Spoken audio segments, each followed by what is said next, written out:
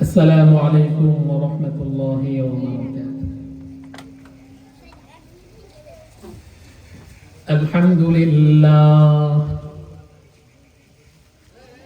الحمد لله نحمده ونستعينه ونستغفره ونؤمن به ونتوكل عليه ونعوذ بالله من شرور أنفسنا ومن سيئات أعمالنا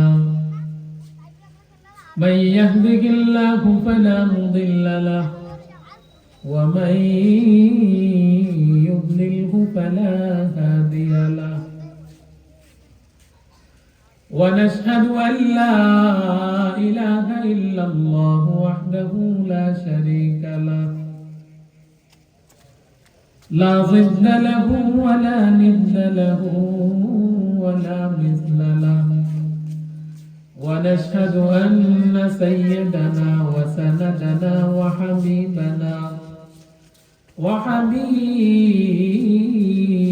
ربنا وطبيبنا وطبيب قلوبنا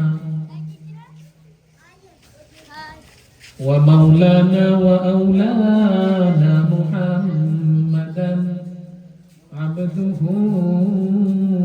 ورسوله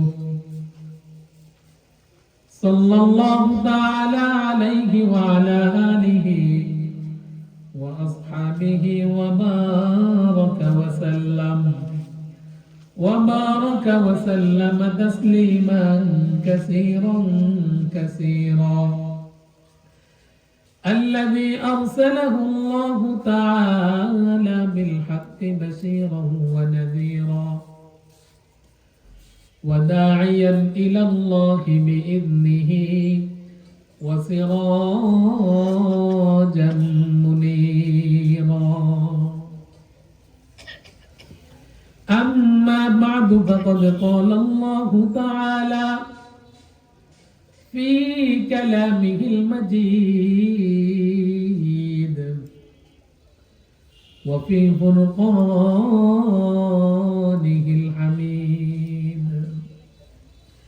সকলেই পড়ি আউযু বিল্লাহি মিনাশ শাইতানির রাজীম বিসমিল্লাহির রাহমানির রাহিম তাআওয়ানু আলাল বিররি ওয়াত তাকওয়া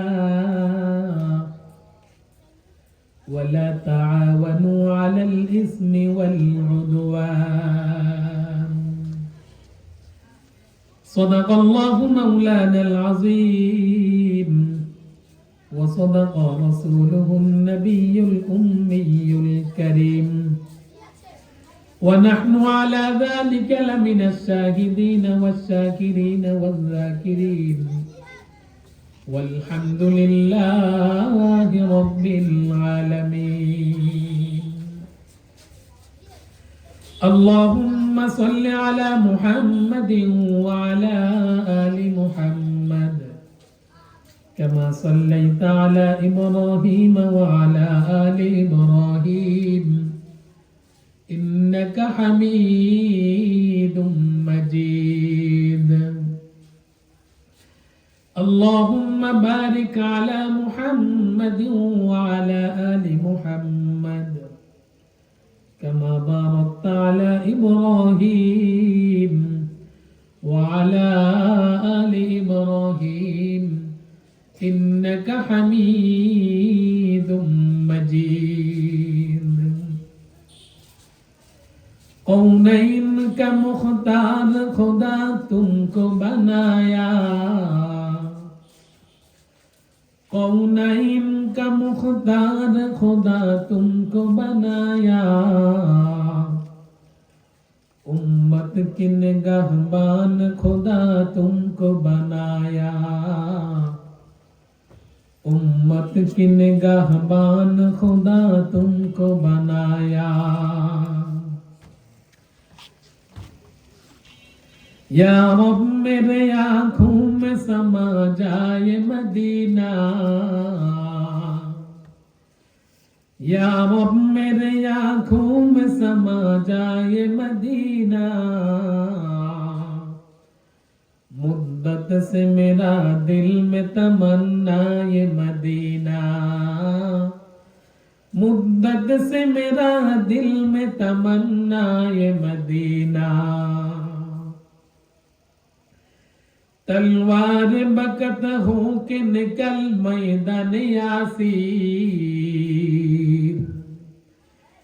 तलवार बकत हो के निकल मैदान यासीर, दुश्मन की मुकाबिल तो लगा नारे तकबीर, दुश्मन की मुकाबिल तो लगा नारे तकबीर। तो मर्द मुसलमान हो तो मर्द मुसलमान, तो मर्द मुसलमान हो तो मर्द मुसलमान, एक हाथ में तलवार एक हाथ में कुरान, एक हाथ में तलवार एक हाथ में कुरान। अल्हम्दुलिल्लाह। मुआज्जज मुहतरम অধ্যকার আয়োজিত আনন্দীপুর মদিনাতুল উলুম হাফিজিয়া মাদ্রাসা ও এতিমখানার উদ্যোগে হাফেজ ছাত্রদের পাগড়ি প্রদান ও নতুন ভবন উদ্বোধন উপলক্ষে আজি মুসান বার্ষিক মাহফিলের শ্রদ্ধাভাজন সম্মানিত সভাপতি জনাব হাজী মোহাম্মদ সিরাজুল ইসলাম সাহেব, অত্র মাহফিলের প্রধান অতিথি বিশেষ অতিথিবৃন্দ, মুআজ্জাজ হযরত বুজুর্গ উলামায়ে কেরাম, দূর দূরান্ত থেকে আগত আল্লাহ পাক রব্বুল আলামিনের আশিকিন, জাকিরিন, শাকিরিন, মুহিব্বিন, মুরব্বিয়ান ইজাম, কলিজার টুকরা আমার সমবয়সী যুবক বন্ধুগণ, স্নেহের ছোট ভাই এবং পর্দার আড়ালে অবস্থানরত শ্রদ্ধেয় সম্মানিতা মা ও বোনেরা, সর্বপ্রথম মহান রব্বুল আলামিনের দরবারে আলিশানে লাখো কোটি শুকর ও সুজুদ যে মহান রব্বুল আলামিন আমাদেরকে অত্যন্ত দয়া করে, মায়া করে, মোহাব্বত করে, ভালোবেসে আজকের এই মুহূর্ত পর্যন্ত সুস্থ সবল রেখে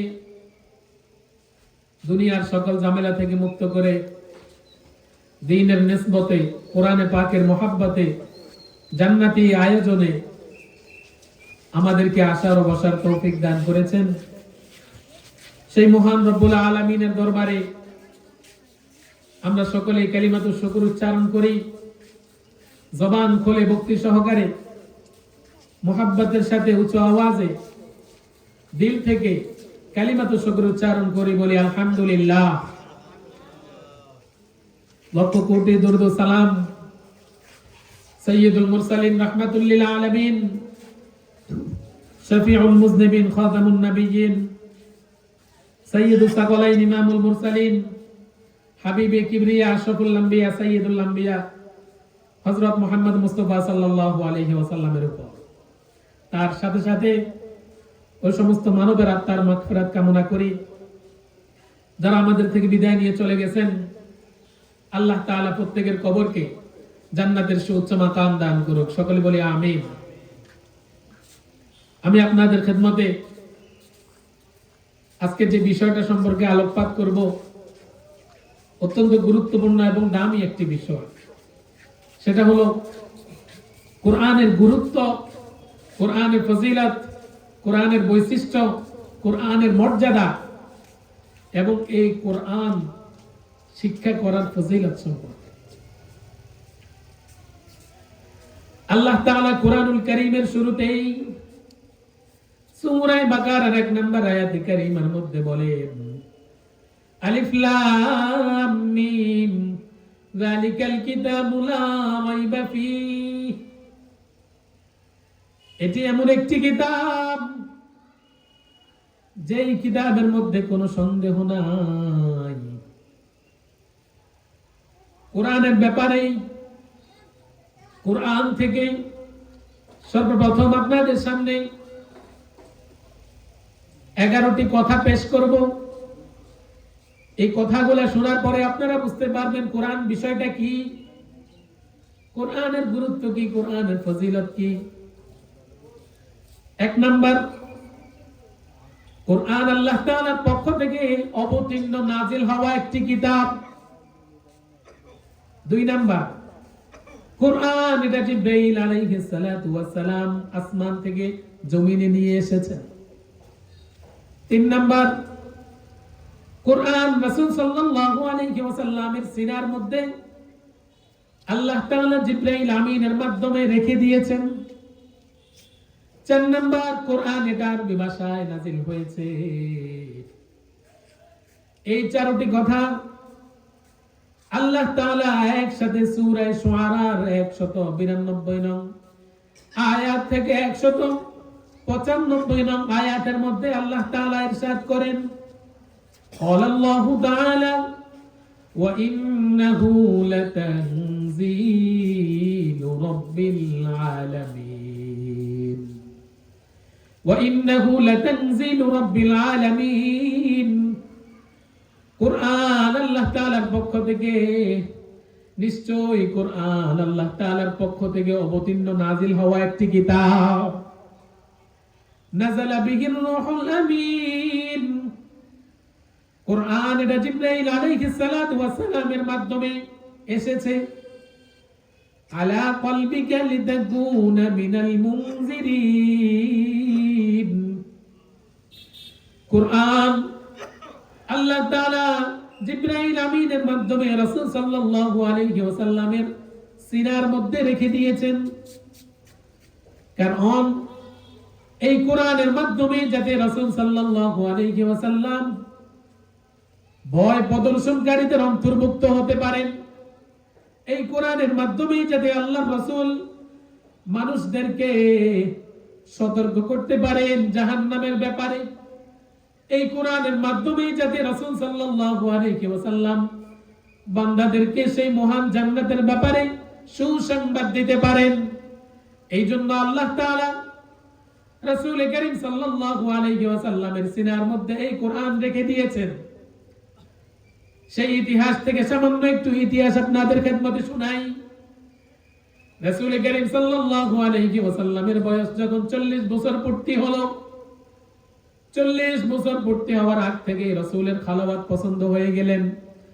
রাসূল একাকী থাকতে ভালোবাসতেন, একাকী থাকতে ভালোবাসতেন বিদায় রাসূল সাল্লাল্লাহু আলাইহি ওয়াসাল্লাম নির্জনে একাকী হেরা গুহার গর্তের মধ্যে গিয়ে আল্লাহকে পাওয়ার সাধনায় লিপ্ত হলেন।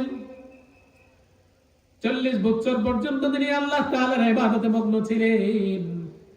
যখন রাসূলের বয়স 40 বছর উপনীত হলো, তখন আল্লাহ তাআলা জিবরাইল আমিনকে পাঠাই দিলেন। জিবরাইল আমিন রাসূল সাল্লাল্লাহু আলাইহি ওয়াসাল্লামের কাছে আসলেন।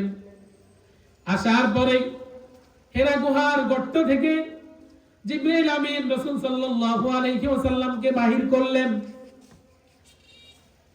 এরপরে রাসূল সাল্লাল্লাহু আলাইহি ওয়াসাল্লামের সিনাটাকে চাক করলেন, যেটাকে ইংরেজি ভাষায় ওপেন হার্ট সার্জারি বলা হয়। জমজমের পানি দিয়ে অত্যন্ত ভালো করে রাসূলের দিল, রাসূলের অন্তর, রাসূলের হৃদপিণ্ড, রাসূলের কলিজা, বুকের ভিতরে যাহা কিছু আছে সব কিছু ভালো করে ধুয়ে আবার লাগিয়ে দিলেন। লাগিয়ে দেওয়ার পরে রাসূল করিম সাল্লাল্লাহু আলাইহি ওয়াসাল্লামকে জিবরাইল আমিন বললেন, ইকরা, হে রাসূল আপনি পড়ুন। উত্তরে রাসূল সাল্লাল্লাহু আলাইহি ওয়াসাল্লাম বললেন, মা আনা বিকারিন, আমি তো পড়বো না, আমি তো পড়তে জানি না। এই কথা বলার সঙ্গে সঙ্গে জিবরাইল আমিন রাসূল সাল্লাল্লাহু আলাইহি ওয়াসাল্লামকে ধরে তিনার সিনার সাথে লেগিয়ে এত জোরে একটা চাপ দিলেন, হাদিসের ভাষায় রাসূল বলেন, ফাখাযানি ফাকাত্তানি হাত্তা বালাগা মিন্নিয়াল জুহদ। এমন জোরে জিবরাইল আমিন আমাকে তার সিনার সঙ্গে লাগিয়ে চাপ দিলেন, মনে হয় যেন আমার জানটা বাহির হয়ে যাবে। এরপরে জিবরাইল আমিন রাসূল করিম সাল্লাল্লাহু আলাইহি ওয়াসাল্লামকে ছেড়ে দিলেন। আবার বললেন, সুম্মা আরসালানি ফাকালা ইকরা, হে রাসূল আপনি পড়ুন ইকরা। রাসূল আগের মতোই বললেন, মা আনা বিকারিন, আমি পড়তে জানি না। তিনবার এই কথা বলার পরে রাসূল করিম সাল্লাল্লাহু আলাইহি ওয়াসাল্লামকে তিনবার তার বুকের সঙ্গে সিনার সঙ্গে লাগিয়ে যখন চাপ দিলেন, তৃতীয়বার বলার পরে জিবরাইল আমিন রাসূল সাল্লাল্লাহু আলাইহি ওয়াসাল্লামকে উদ্দেশ্য করে বললেন, ইকরা বিসমি রাব্বিকাল্লাযী খলাক, খলাকাল ইনসানা মিন আলাক, মা লাম ইয়ালাম পর্যন্ত 5 আয়াত জিবরাইল আমিন তেলাওয়াত করে ফেললেন। সাথে সাথে জিবরাইল আমিনের তেলাওয়াতের সাথে সাথেই আল্লাহ রাসূল সাল্লাল্লাহু আলাইহি ওয়াসাল্লাম সাথে সাথে জিবরাইল আমিনের সাথে তেলাওয়াত করে ফেললেন পুরোটাই। সুবহানাল্লাহ, পুরোটাই জিবরাইল আমিনের সাথে তেলাওয়াত করে ফেললেন। এরপরে রাসূলের অন্তরের ভিতরে ভয় প্রকাশিত হলো। রাসূল সাল্লাল্লাহু আলাইহি ওয়াসাল্লাম অনেক বেশি ভয় পেয়ে গেলেন। রাসূলের অন্তরের ভিতরে আল্লাহ তাআলা ভয় প্রদর্শন করলেন, যাতে করে রাসূল তার উম্মতদেরকে জান্নাতের ব্যাপারে সুসংবাদ দিতে পারে এবং জাহান্নামের ব্যাপারে ভয় প্রদর্শন করতে পারে এই কোরআনের মাধ্যমে। সেই কথাই আল্লাহ তাআলা সূরা শুআরার 194 নং আয়াতের মধ্যে আল্লাহ তাআলা বলেন, আলা কলবিকা লিতাকুনা মিনাল মুনজিরিন। হে রাসূল সাল্লাল্লাহু আলাইহি ওয়াসাল্লাম, আপনার সিনার মধ্যে আল্লাহ তাআলা এই কোরআনকে রেখে দিয়েছেন, যাতে করে আপনাকে ভয় প্রদর্শনকারীদের অন্তর্ভুক্ত করা। কারণ যেই বান্দা আল্লাহ তাআলাকে ভয় করবে, যেই বান্দা আল্লাহ তাআলাকে ভয় করবে, যেই বান্দার মনের ভিতরে আল্লাহ তাআলার ভয় থাকবে, যেই বান্দার মনের ভিতরে আল্লাহ তাআলার জান্নাতের ব্যাপারে লোভ লালসা থাকবে, যেই বান্দার মনের ভিতরে আল্লাহ তাআলার জাহান্নামের ব্যাপারে ভয় থাকবে, সেই বান্দাই তো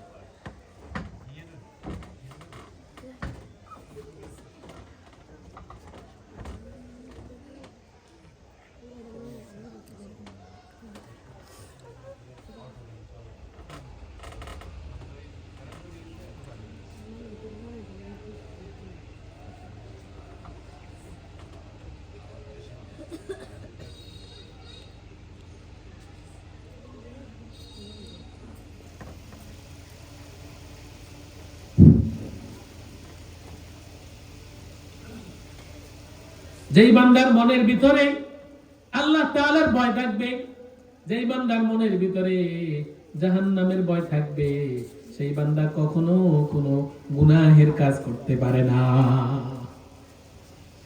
এই কারণে আল্লাহ তাআলা বলেন, কোরআনের কিছু বৈশিষ্ট্য আছে, তার মধ্যে 1 নম্বর বৈশিষ্ট্য হলো আল্লাহ তাআলার পক্ষ থেকে অবতীর্ণ হওয়া এই কিতাব। 2 নম্বর, আল্লাহ তাআলার পক্ষ থেকে জিবরাইল আমিন এই কোরআন নিয়ে এসেছেন। 3 নম্বর, রাসূলের সিনার ভিতরে এই কোরআনকে রেখে দিয়েছেন। 4 নম্বর, এই কোরআন আরবি ভাষায় নাজিল হয়েছে। অন্য জায়গার মধ্যে আল্লাহ তাআলা সূরা যুখরুফের 3 নম্বর আয়াতে কারিমার মধ্যে আল্লাহ তাআলা বলেন, ইন্না জাআলনাহু কুরআনান আরাবিয়্যান লাআল্লাকুম তা'কিলুন। আমি এই কোরআনকে আরবি ভাষায় নাজিল করেছি। সুবহানাল্লাহ। কোরআনের 5 নম্বর বৈশিষ্ট্য হলো কোরআনের সামনে থেকে, কোরআনের পিছন থেকে কোন বাতিল কোরআনে অনুপ্রবেশ করতে পারে না। কিয়ামত পর্যন্ত আনেওয়ালা যত উম্মত দুনিয়াতে আসবে, কেউ কোরআনের ভিতরে প্রবেশ করতে পারবে না। কারণ কোরআন হলো আল্লাহ তাআলার বাণী, ফাইন্নাহু কালামুল্লাহ। কোরআন হলো আল্লাহ তাআলার কথা, কোরআন হলো আল্লাহ তাআলার বাণী। সেই কথা বলতে গিয়ে আল্লাহ তাআলা সূরা ফুসসিলাতের 42 নং আয়াতের মধ্যে ইরশাদ করেন, লা ইয়াতিহিল বাতিলু মিন বাইনি ইয়াদাইহি ওয়ালা মিন খালফিহি। কোরআন এমন এক কিতাব, যে কিতাবের সামনে থেকে, যে কিতাবের পিছন থেকে, যে কিতাবের আশপাশ থেকে কোনো বাতিল কখনো কোরআনে অনুপ্রবেশ করতে পারে না। এটা হলো কোরআনের 5 নম্বর বৈশিষ্ট্য। কোরআনের 6 নম্বর বৈশিষ্ট্য হলো কোরআনের বিপক্ষে কোনো প্রমাণ টিকে না। কোরআনের বিপক্ষে কোনো প্রমাণ টিকে না। হযরত আদম আলাইহিস সালাতু ওয়াস সালাম থেকে দুনিয়া যেদিন কিয়ামত আরম্ভ হবে সেদিন পর্যন্ত যত মানুষ এই দুনিয়াতে আসবে, যত বৈজ্ঞানিক এই দুনিয়াতে আসবে, সবাই মিলে যদি চেষ্টা করে কোরআনের বিপরীতে কোনো প্রমাণ টিকাইতে পারবে না। কারণ কোরআনের হেফাজত কার হাতে? আল্লাহর হাতে। সেই কথা আল্লাহ তাআলা বলেন, ওয়ালা ইয়াতুনাকা বিমাসালিন ইল্লা জিনাকা বিল হাক্কি ওয়া আহসানা তাফসীরা। হে রাসূল, কাফেররা, ইহুদিরা, খ্রিস্টানরা, মুনাফিকরা আপনার কাছে যে কোনো দৃষ্টান্ত উপস্থাপন করুক, কোরআনের বিরুদ্ধে যে কোনো দৃষ্টান্ত উপস্থাপন করুক, আমি আল্লাহ তাদের এই দৃষ্টান্তর মোকাবেলায় এর চেয়ে উত্তম দৃষ্টান্ত, এর চেয়ে উত্তম ব্যাখ্যা আমি আল্লাহ তাদের সামনে উপস্থাপন করি। অন্য জায়গার মধ্যে সূরা আম্বিয়ার 58 নং আয়াতের মধ্যে আল্লাহ তাআলা বলেন, বাল নাকুযিফু বিল হাক্কি আলাল বাতিল। কোরআন এমন এক গ্রন্থ, আমি বাতিলের উপর হক দ্বারা নিক্ষেপ করি। বাল নাকুযিফু বিল হাক্কি আলাল বাতিল, আমি বাতিলের উপর হক দ্বারা নিক্ষেপ করি। ফায়াদমাগুহু ফাইদা হুয়া যাহিক, হক বাতিলকে সাথে সাথে চূর্ণ বিচ্ছিন্ন করে দেয়। এটা হলো কোরআনের 7 নম্বর বৈশিষ্ট্য। কোরআনের 8 নম্বর বৈশিষ্ট্য হলো কোরআন হলো নূর। কোরআন কি? নূর। এমন নূর যেই নূরের স্পর্শে যেই যাবে আল্লাহ তাআলা তাকে হেদায়েতের মতো বড় দৌলত দান করবে। সুবহানাল্লাহ। সেটাও আল্লাহ তাআলা সূরা শুরার 52 নং আয়াতের মধ্যে আল্লাহ তাআলা বলেন, ওয়ালাকিন জাআলনাহু নূরান নাহদি বিহি মান নাশাউ মিন ইবাদিনা। ওয়ালাকিন জাআলনাহু নূরা, আল্লাহ তাআলার কোরআন এমন এক নূর, যেই নূরের ছায়াতলে যে ব্যক্তি যাবে, মান নাশাউ মিন ইবাদিনা, আল্লাহ তাআলা তাকে হেদায়েত দান করবে। কোরআনের আরেকটা বৈশিষ্ট্য হলো কোরআন হলো আরোগ্য, কোরআন হলো হেদায়েত, কোরআন হলো রাহমাত। সেই কথা আল্লাহ তাআলা সূরা ইউনূসের 56 নং আয়াতের মধ্যে আল্লাহ তাআলা বলেন, ইয়া আইয়ুহান নাস, হে মানুষ সকল, হে লোক সকল, কদ জাআতকুম মাউইযাতুম মির রাব্বিকুম, তোমাদের রবের পক্ষ থেকে তোমাদের উপর যে কোরআন অবতীর্ণ হয়েছে, ওয়া শিফাউল লিমা ফিস সুদূর, সেই কোরআন অবশ্যই তোমাদের জন্য আরোগ্য, শিফা। সুবহানাল্লাহ। সেই কোরআন তোমাদের জন্য কি? শিফা। ওয়া হুদান ওয়া রাহমাতুল লিল মুমিনিন, এবং কোরআন মুমিন বান্দাদের জন্য হেদায়েত, এবং কোরআন মুমিন বান্দাদের জন্য রহমত। সুবহানাল্লাহ। কোরআনের 9 নম্বর বৈশিষ্ট্য, এই কোরআনের মতো বানাইতে আদম আলাইহিস সালাতু ওয়াস সালাম থেকে কিয়ামত পর্যন্ত যত মানুষ দুনিয়াতে আসছে, ভবিষ্যতে আল্লাহ তাআলা যত মানুষকে দুনিয়াতে পাঠাবেন, সকল মানুষ মিলে যদি একত্রিত হয়, সকল জিন ইনসান, আল্লাহ তাআলার পৃথিবীতে যত মানুষ, যত ইনসান, যত জিন জাতি আল্লাহ তাআলা দুনিয়াতে সৃষ্টি করেছেন, সকল সৃষ্টি যদি একত্রিত হয় এই কোরআনকে দ্বিতীয়বার আরেকটা কোরআন বানানোর জন্য, আল্লাহ তাআলা বলেন তারা সকলেই যদি একত্রিত হয় এবং একজন অন্যজনের সাহায্য সহযোগিতা করে, তারপরেও তারা কখনোই কোরআনের মতো একটি কোরআন বানাইতে পারবে না। সেই কথা বলতে গিয়ে আল্লাহ তাআলা সূরা বনী ইসরাঈলের 88 নং আয়াতের মধ্যে আল্লাহ তাআলা বলেন, কুল্লা ইন জাতামাআতিল ইনসু ওয়াল জিন আলা ইয়াতু বিমিসলি হাযাল কুরআন। আল্লাহ তাআলা দুনিয়ার মধ্যে আসমানের নিচে জমিনের উপরে যে কোরআন নাজিল করলেন, সেই কোরআনের মতো যদি কোন একটা কোরআন দুনিয়ার সকল মানুষ মিলে, দুনিয়ার সকল জিন জাতি মিলে একত্রিত হয়ে একটা কোরআন বানানোর জন্য চায়, লা ইয়াতুনা বিমিসলি, আল্লাহ তাআলা বলেন তারা কখনো সম্ভব হবে না, তাদের দ্বারা কখনো এরকম একটি কোরআনকে বানানো সম্ভব হবে না। ওয়ালাউ কানা বা'দুহুম লিবা'দিন যহিরা, যদিও তারা সকলেই একত্রিত হয় এবং তারা সকলে একজন আরেকজনের কি করে, সাহায্য সহযোগিতা করে।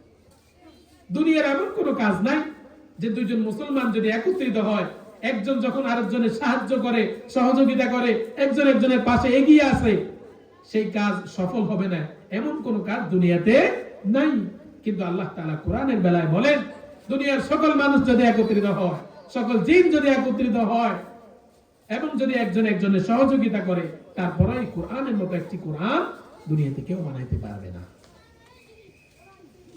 অন্য জায়গার মধ্যে আল্লাহ তাআলা বলেন, আচ্ছা ঠিক আছে, তোমরা কোরআনের মতো কোরআন তো বানাইতে পারবে না, তাহলে দেখি 10টি সূরা বানাই দেখাও।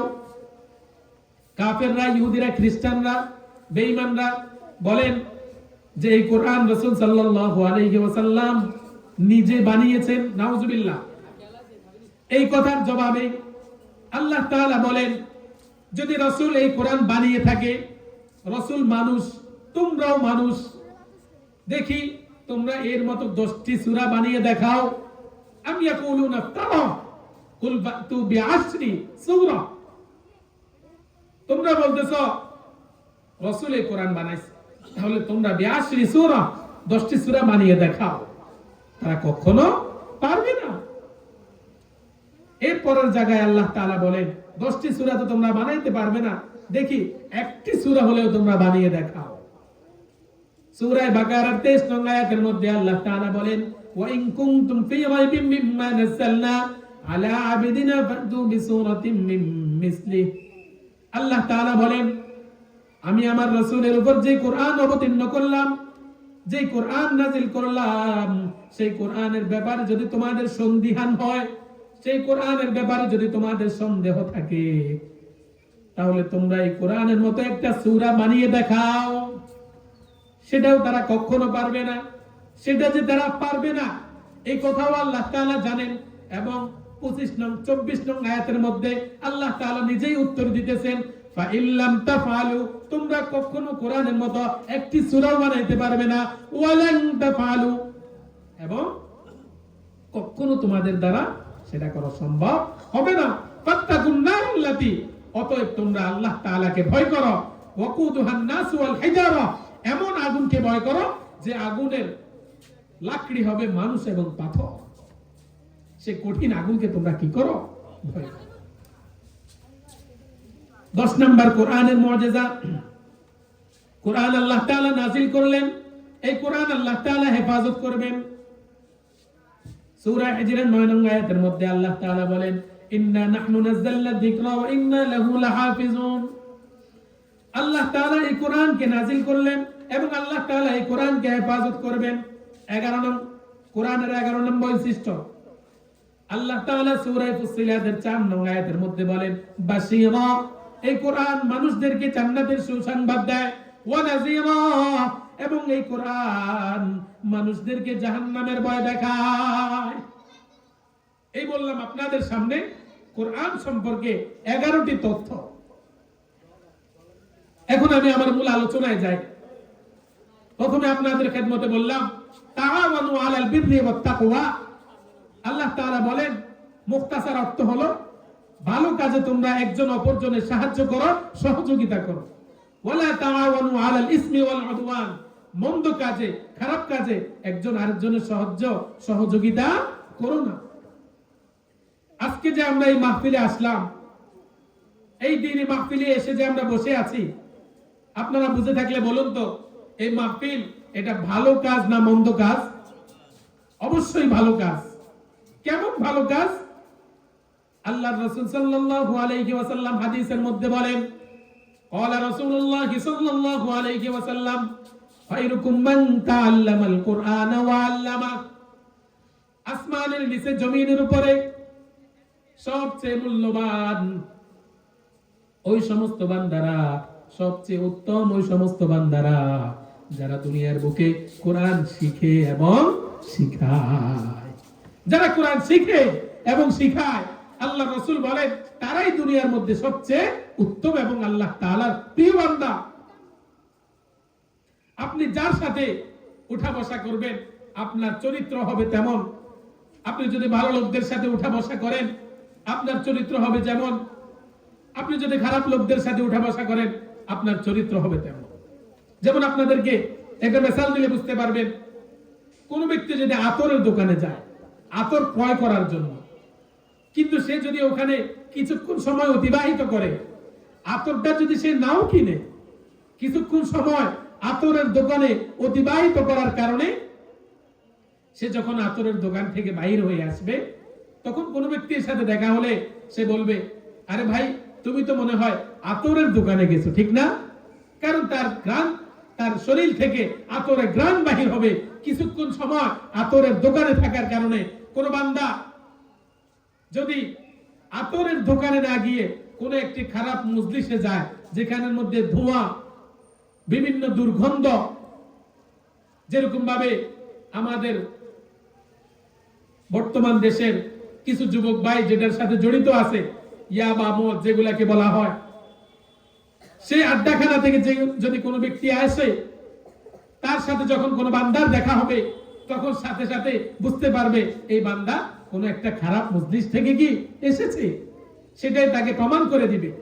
এ কারণে ভাই আজকে যে আমরা এই দিনে মাহফিলে বসলাম, কিছুক্ষণ সময় আমরা অতিবাহিত করলাম, আল্লাহর কোরআনের কিছু বৈশিষ্ট্যের কথা শুনলাম, কাল কিয়ামতের ময়দানে আল্লাহ তাআলা হতে পারে আমার এই বসার কারণে আল্লাহ তাআলা আমাকে জান্নাত দিয়ে দিবে। সুবহানাল্লাহ। কারণ রাসূল করিম সাল্লাল্লাহু আলাইহি ওয়াসাল্লাম বলেন, কুন আলিমান, হে বান্দারা তোমরা আলেম হও। তোমরা কি হও? আলেম হও। আও মুতাআল্লিমান, অথবা তোমরা আলিমের ছাত্র হও। আও মুস্তামিআন, অথবা তোমরা আলেমের শ্রোতা হও। আও মুহিব্বান, অথবা তোমরা আলেমকে মুহাব্বতকারী হও। ওয়ালা তাকুন খামিসান, পঞ্চম প্রকার হইও না। ফাতুহলিক, তাহলে তুমি ধ্বংস হয়ে যাবে। রাসূল সাল্লাল্লাহু আলাইহি ওয়াসাল্লাম বলছেন তোমরা কি হও? আলেম হও। তোমরা যদি আলেম হতে না পারো কমপক্ষে আলেমের ছাত্র হও। সেটাও যদি তোমাদের দ্বারা সম্ভব না হয় তাহলে তুমি কি হও? আও মুস্তামিআন, আলেমের শ্রোতা হও, আলেমের শ্রবণকারী হও। সেটাও যদি তোমার দ্বারা সম্ভব না হয় কমপক্ষে আও মুহিব্বান, তুমি আলেমকে কি মুহাব্বতকারী হও। কাল কিয়ামতের ময়দানে আল্লাহ তাআলা একজনের আমলনামার বিনিময়ে তাকে জাহান্নামের দিকে নিক্ষেপ করবে। ফেরেশতারা যখন তাকে জাহান্নামের দিকে নিয়ে যাবে তখন আল্লাহ তাআলা ওই বান্দাকে ডাক দিয়ে সামনে এনে বলবেন, কি কারণে তাকে জাহান্নামে নিয়ে যাচ্ছ? বলবে যে তার আমলনামার বিনিময়ে আজকে তার জন্য জাহান্নাম। তখন আল্লাহ তাআলা বলবে, খোঁজ করে দেখো পুরা জিন্দেগি দেশে কখনো কোনো আলেমের শ্রোতা ছিল কিনা। তখন ফেরেশতারা বলবে দুনিয়া দেশে কখনো কোনো আলেমের শ্রোতা হয় নাই।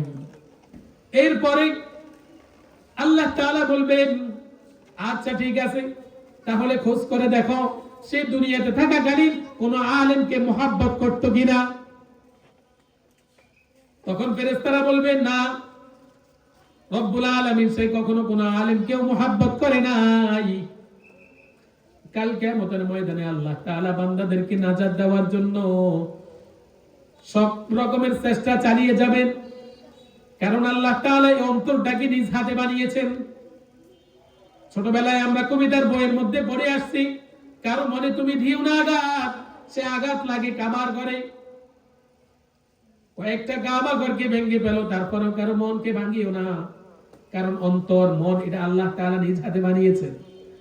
অনেক কষ্ট করে, অনেক মহব্বত করে, অনেক ভালোবেসে আল্লাহ তাআলা এই অন্তরটাকে বানিয়েছেন।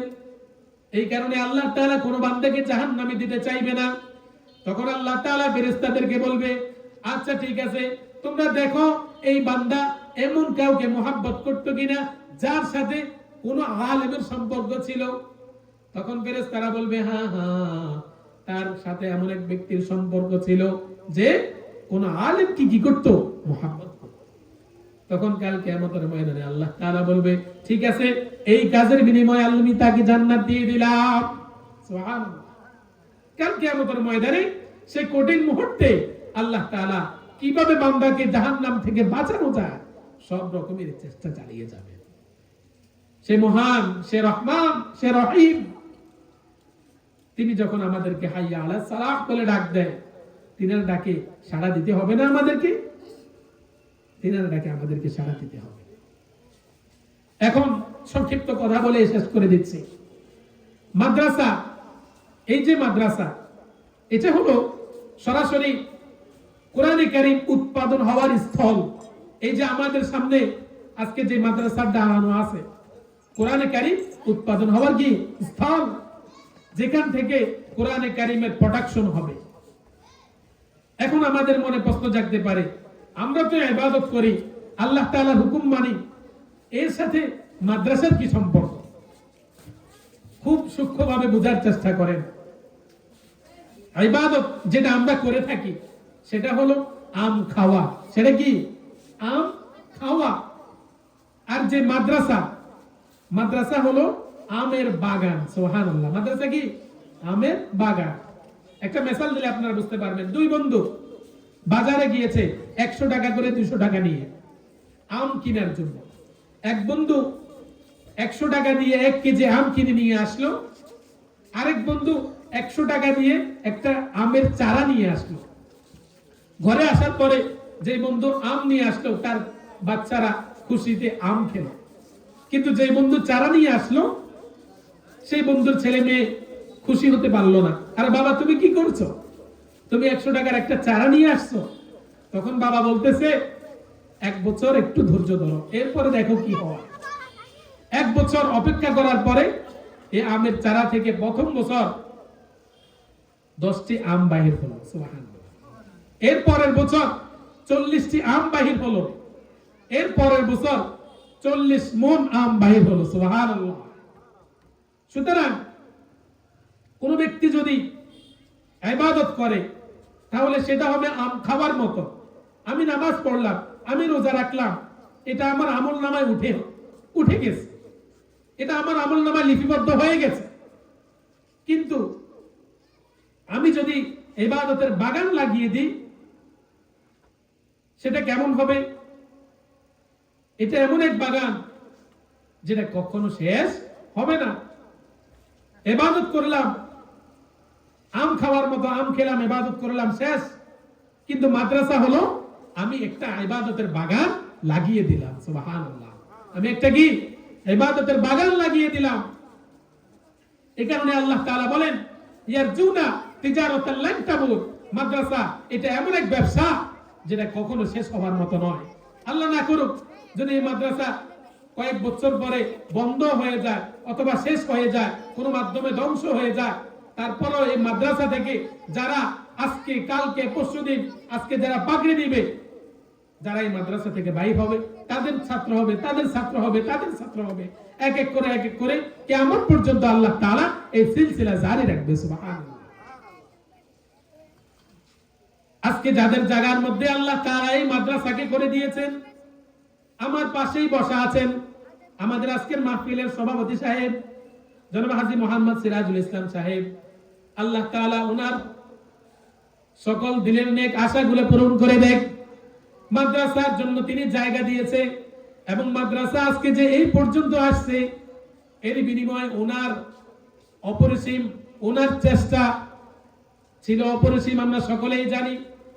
এই কারণে আল্লাহ তাআলা তিনাদের পুরো ফ্যামিলিকে কবুল করে নিন। মাদ্রাসা হলো 3 দলের নাম। এই যে আমাদের সামনে মাদ্রাসা, এই মাদ্রাসা 3 শ্রেণীর নাম। 3টা জিনিস যদি একত্রিত হয় তাহলে এই মাদ্রাসা কিয়ামত পর্যন্ত টিকবে।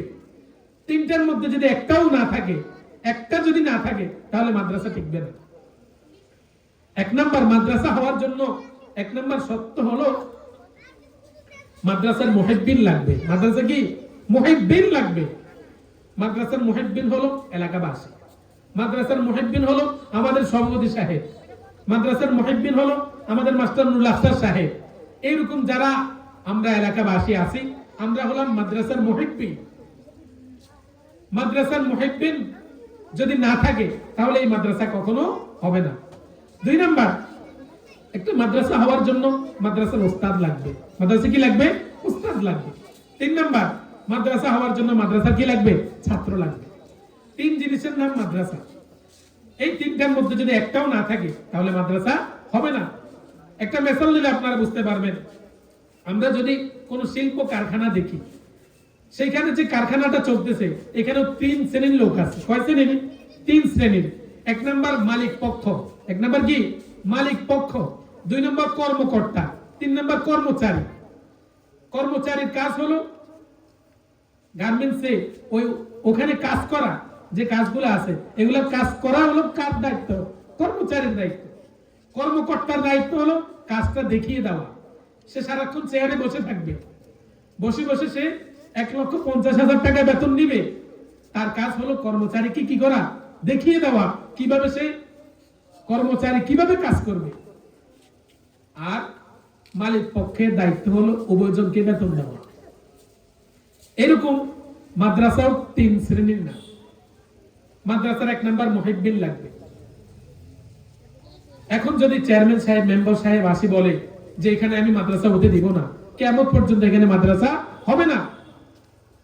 সৌরভ হুজুরের মতো বা আমাদের এলাকার মধ্যে যারা মাদ্রাসা নিয়ে সারাক্ষণ চিন্তা করে, ফিকির করে, তিনাদের মতো যদি হাজারো বান্দা এসে যদি এখানে যদি পুরো জিন্দেগি পুরো কিয়ামত পর্যন্ত সময় ব্যয় করে মাদ্রাসা হওয়ার জন্য, এলাকাবাসী যদি না চায় মাদ্রাসা কখনো হবে না। এই কারণে 3 জিনিসের নাম মাদ্রাসা। 1 নাম্বার মাদ্রাসা কি লাগবে? মুহিব্বিন লাগবে। 2 নাম্বার মাদ্রাসার ওস্তাদ লাগবে। 3 নাম্বার মাদ্রাসার ছাত্র লাগবে। আপনাদেরকে আরেকটা মিসাল দিলে বুঝতে পারবেন। চেরাগ দানি আছে না? ছোটবেলায় আমরা যে পড়তাম চেরাগ, এই চেরাগ জ্বলতো 3 জিনিসের মাধ্যমে। চেরাগ দানি লাগবে, চেরাগের তেল লাগবে, যে সুতাটা আছে সেই সুতা লাগবে। এই 3 জিনিসের মাধ্যমে আগুন জ্বলে। 3 জিনিস থেকে যদি একটাও না থাকে তাহলে সে আগুন জ্বলবে না। আমি শেষ করে দিচ্ছি একটা কথা বলে। এই যে আজকে আমাদের সামনে মাদ্রাসা উপস্থিত, আপনাদের ছেলে মেয়েদেরকে কোরআন শেখানোর জন্য এখানে পাঠাইবেন। সর্বপ্রথম আমি আমাদের ছেলে মেয়েদেরকে কোরআনের ইলম শিক্ষা দিব। তারপরে আমি দুনিয়ার শিক্ষা দেওয়ার জন্য তাকে ইঞ্জিনিয়ার বানাই, তাকে ডাক্তার বানাই, তাকে প্রফেসর বানাই, যে কিছু করি না কেন, সর্বপ্রথম আমি আমার ছেলেকে, আমি আমার মেয়েকে কোরআনের শিক্ষা দিব। কোরআনের শিক্ষা দেওয়ার পরে সে কখনো দুনিয়ার আনাচে কানাচে যে কোনো জায়গায় যাক, সে কখনো কি হবে না? কোরআনের বাহিরে কোনো কদম উঠাইবে না। সে কখনো নামাজ ছাড়বে না। সে কোরআন ওয়ালা। সে কি? কোরআন ওয়ালা। এই কারণে আমরা আপনাদের কাছে উদাত্ত আহ্বান থাকবে, এই মাদ্রাসা, নতুন মাদ্রাসা আজকে উদ্বোধন হবে, ছাত্ররা পাগড়ি নেবে। আমরা মাদ্রাসার জন্য বেশি বেশি দোয়া করব। মাদ্রাসার মুহিব্বিন লোক লাগবে, সিরাজ সাহেবের মতো লোক লাগবে, মাস্টার নুরুল আফসার সাহেবের মতো লোক লাগবে, মাদ্রাসার মুহাব্বত করনেওয়ালা লোক লাগবে। তাহলে এই মাদ্রাসাকে আল্লাহ তাআলা দিন দিন তারাক্কি দান করবে। শুরু থেকে আজকের দিন পর্যন্ত যারা এই মাদ্রাসার পিছনে শ্রম দিছে, গ্রাম দিছে, অর্থ দিয়ে, টাকা দিয়ে, পয়সা দিয়ে, যে যে মাধ্যমে এই মাদ্রাসাকে এতটুকু পর্যন্ত এনেছেন, আমরা দোয়া করি আল্লাহ তাআলা প্রত্যেকের এই মেহনতকে আল্লাহ তাআলা কবুল করুক। এর বিনিময়ে আল্লাহ তাআলা তাদেরকে দুনিয়া এবং আখিরাতে যত ধরনের কল্যাণ ভালাই আল্লাহ তাআলা রেখেছেন, সকল বালাই আল্লাহ তাআলা তিনাদের, যারা বেঁচে আছে আল্লাহ তাআলা তিনাদের হায়াতের মধ্যে বারাকাত দান করুক, এবং যিনারা দুনিয়া থেকে চলে গেছে আল্লাহ তাআলা প্রত্যেককে মাফ করিয়ে দেন, ওনাদের কবরকে জান্নাতের বাগান বানিয়ে দেন। সকলে বলে আমিন। ওয়া আখিরু দাওয়ানা আনিল হামদুলিল্লাহি রাব্বিল আলামিন।